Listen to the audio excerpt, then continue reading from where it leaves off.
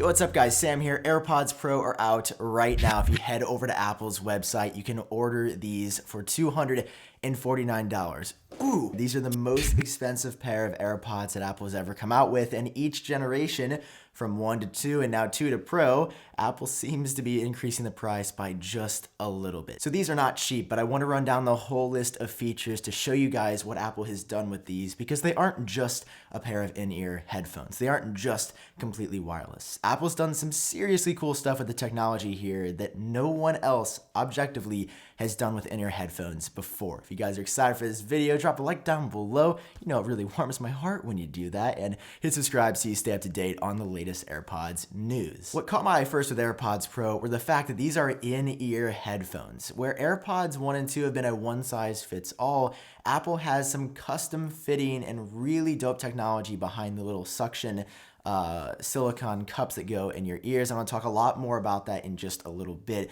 The rest of the design, though, it only comes in white. Even after 3 years of AirPods being out, Apple still cannot figure out in-house, apparently, how to paint a pair of earbuds black, even though many third-party companies can do it in like an hour. And I don't know, Apple still hasn't figured it out. So that feels a little bit fishy, right? Like, what is causing Apple to not release these? Literally the website, 90% of it for AirPods Pro is a black background. They're trying to sell these as Pro, but we got white. You know, they're here, but it seems like Apple could have done black, right? I can't really tell if the finish is any different on these. They appear to be just as glossy as in the past, but we heard rumor that they would have this like iPhone 11 Pro-esque finish on them, but that hasn't happened here, so it looks like they are going to be just as slippery and dirt attracting as ever before. But that being said, I think Apple makes up for this in a number of different categories. So sound quality is set to get better because Apple has a new feature called adaptive EQ. EQ is basically like the levels of music. If you want the highs a little bit higher, the lows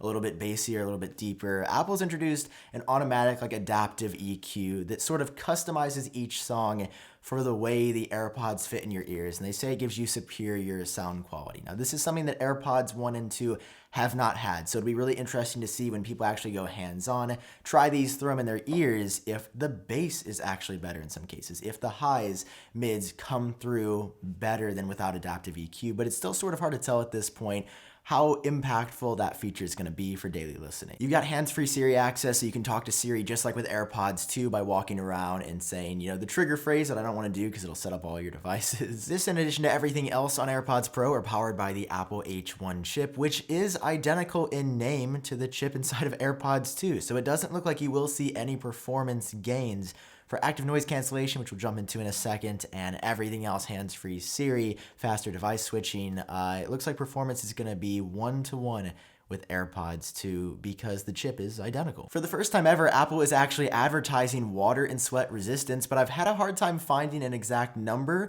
so I don't think that you should throw these in a lake or do an extreme water test on these yourself just to see if they're still gonna work, because although AirPods 1 and 2 have been remarkably water resistant without advertising of any kind, I don't know, it's a new product, just be careful. But if you do sweat a lot, or you're running or biking or boarding in the rain, you don't have to freak out and think that your $250 earbuds are about to break, because Apple says they should at least be somewhat resistant to H2O. Now, this is not an AirPods Pro exclusive feature, but you do also get audio sharing if you have iOS 13.1, I believe, or higher installed on your iOS device. So you can actually share the audio that you're listening to from your device with a second set of AirPods or Powerbeats Pro. Some specific Beats headphones have this as well, which is pretty sweet. So no more having to share one earbud on your left and one earbud to your friend. You can actually both enjoy complete immersive sound at the same time. And this works with all AirPods, not just Pro. But without question, there's one big feature for AirPods Pro, and I previewed it in the intro: active noise cancellation, or ANC for short. Apple has been going crazy adding this to so many of their products,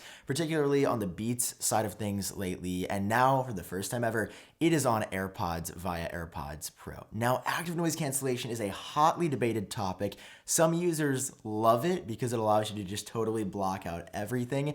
Other people, myself, have tried it in the past, and it gives me a very uncanny, like, silence is too much feeling, where I don't like seeing like someone clap their hands and then hear nothing. I don't know. It's a very like mind trip thing for me. Well, either way, Apple has two modes for you, and there's a really easy way to toggle between the two. You have the normal active noise noise cancellation mode, but there's a force sensor on the side of AirPods that you can physically press. And once you do that, Apple is going to switch you to transparency mode. This is just off. It sounds like Apple's calling it transparency mode to make it sound like they're really doing something incredible here, but I'm pretty sure it's just turning active noise cancellation off so that you can then hear everything that's going on around you. So I just wanted to make that clear that like you don't have to use active noise cancellation. You can also head over to Control Center into your AirPods settings and adjust what you exactly want to do there super easily as well if you don't want to use the handy Force Touch sensor. But I find it interesting that Apple's actually made a dedicated portion of the AirPod just for pressing it, and hopefully it'll do more things like play or pause or activate Siri as well. With active noise cancellation though, it's not easy to do with normal AirPods, and that's why Apple was forced to change the design here to an in-ear design for AirPods Pro, which has also been something that I'm not sure a lot of people are super comfortable with. I personally love the one-size-fits-all of AirPods 1 and 2, but I know many users where it wouldn't fit properly in your ear. When I saw this in-ear design, I was concerned because historically, for me in the past, in-ear headphones have not worked super well. But Apple claims that they figured out a way to make these work for everybody too, and the technology sounds pretty insane. This is what I'm talking about. Nobody's ever done this with in-ear headphones before. So Apple includes 3 different size cups. You've got small, medium, and large, depending on your ear shape, how big the holes in your side of your head are. When you put one of those on the AirPod, let's say I choose small, but I actually need a medium, Apple performs a test to see if that's the right size for my ear using some other adaptive vent technology to actually determine whether or not my ear can be sort of completely sealed for active noise cancellation. And the way Apple describes the active noise cancellation is cool. They call it anti-sound that they emit whenever you have these like suction cups in. So once this has been established and you've got the right fit, and Apple tells you maybe go up to medium, maybe go down to small, or I'll go all the way up to large, then you can use the active noise cancellation to sort of like get everything working. My comment with in-ear headphones like this have always been that they aren't comfortable. And Apple claims using the 1 to 3 different ear tips that they're gonna make it comfortable for you and also allow you to use that really cool active noise cancellation. I want to try this out because I am highly skeptical if this is actually going to be able to be pulled off. I've never seen it pulled off in the past, but that being said, Apple has a way of sort of figuring things out in their own way that many companies haven't been able to. Another perfect example of how AirPods are so different from other competitors on the market is also just through the setup process. You don't have to go to your Bluetooth menu. You don't have to press a bunch of buttons to get AirPods to pair. There's not a lot of resetting that has to be done. If you use Apple products, you can switch quickly because AirPods are super easy to set up. Apple even gives us a preview of the setup process, and just like with AirPods 1 and 2, you literally bring them, like open the top of the container, the wireless charging container, bring it close to your device, and they connect. And I think a lot of people understate because we've just become accustomed to how easy it is, but nobody else really has a setup process like that, and you get a really cool spinning look at your headphones. This is pretty nuts, right? And if Apple can pull this off, these will likely become overnight the best in-ear headphones out there. The only question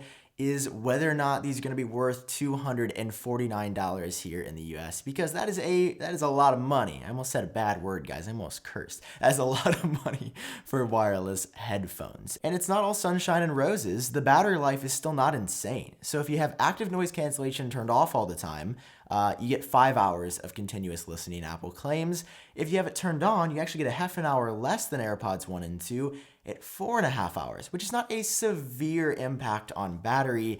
But for a Pro product, I was hoping for at least 7 or 8 hours of listening time. Many competitors with in-ear headphones now, even Apple's own Beats headphones, have much better battery life than 5 or 4.5 hours now. So battery life still is not amazing. If that's something you were looking for, you're still not going to find it on AirPods. The battery life is still the pain point. But with AirPods Pro, there is not an optional wireless charging case.